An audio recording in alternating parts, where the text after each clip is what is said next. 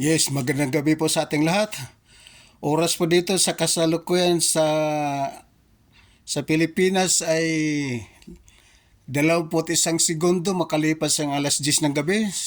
Sa mga ibang mga kapwa ko OFWs dyan o mga migrant na mga nanirahan sa ibayong dagat, magandang umaga, magandang tanghali, magandang hapon at magandang gabi rin sa inyong lahat dyan. Naway na sa mabuting kalagayan kayong lahat at huwag pahintulot sa lahat ng uri ng talkshow di lang masasama. Nasa mabuting kalusugan. Yan ang mahalaga sa atin sa ngayon. Siya nga pala, pagpasensya niyo na itong suot ko kasi ang temperatura ngayon dito sa the summer capital of the Philippines, as with the Baguio City or the City of Pines, City of Flowers, City of Strawberries, ay 11 degrees po ang ginaw dito kaya medyo ganitong suot natin. Ganun pa man na una sa lahat ay taos puso ako nagpapasalamat sa mga kinaukulan na ako'y napagbigyan ng pagkakataon upang mabahagi ko ang aking sariling pananaw sa tanong na ano ang masasabi ko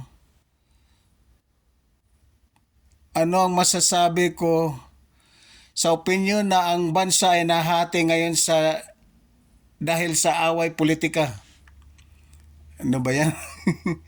Sa muli, ulitin ko po, napagbigyan pa ako ng pagkakataon sa mga kinaukulan ng The Boses na ano raw ang masasabi ko sa opinyon na ang bansa ay nahahati ngayon dahil sa away politika.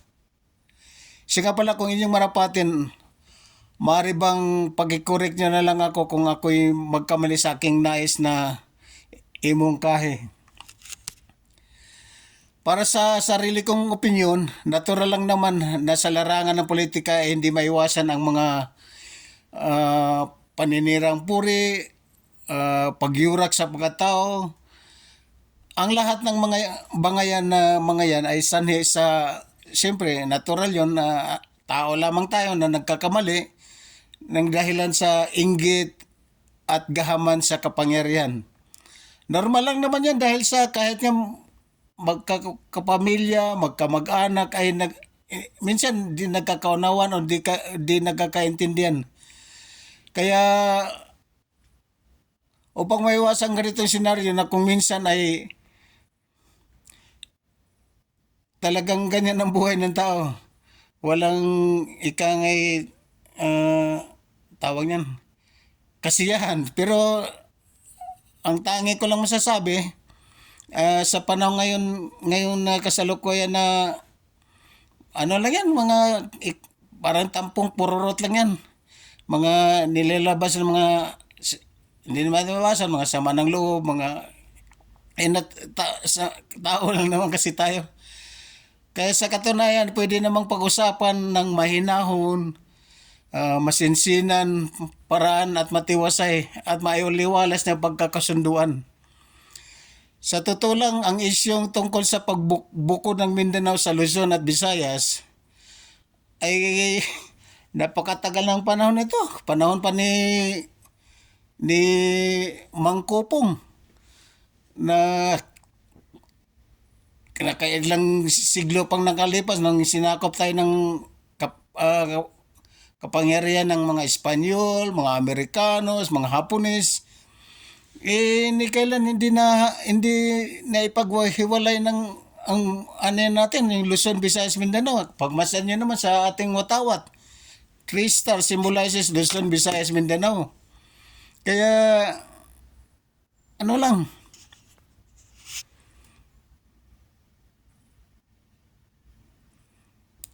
kaya sa puntong ito, nais kong hikayatin ang lahat ng mga mamayan na tayo ay taos-pusong magdarasal at ayunting mananampalataya sa ating Diyos na buhay na makapangyarihan sa lahat na may gawa ng langit at lupa. Upang sa ganun ay tayong lahat ay bantayan, gabayan, patnubayan.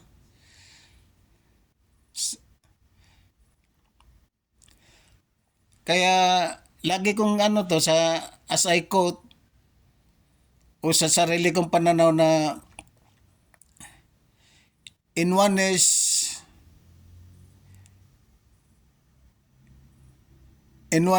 we will succeed, and in misunderstanding we will frustrate. Sa ulitin ko po, in oneness ang pagkabuklod-buklod ay ang pagkabuklod-buklod ay mayroong ika nga maging successful talaga pag mayroon tayong oneness, but in misunderstanding we will frustrate. Kaya let's move on, because I do believe that in unity there is strength and power. So move on lang tayo, mga bagong Pilipino para sa bagong Pilipinas. Rise, shine, Pinas, sikat. Atin ito, mabuhay tayong lahat. Maraming salamat po.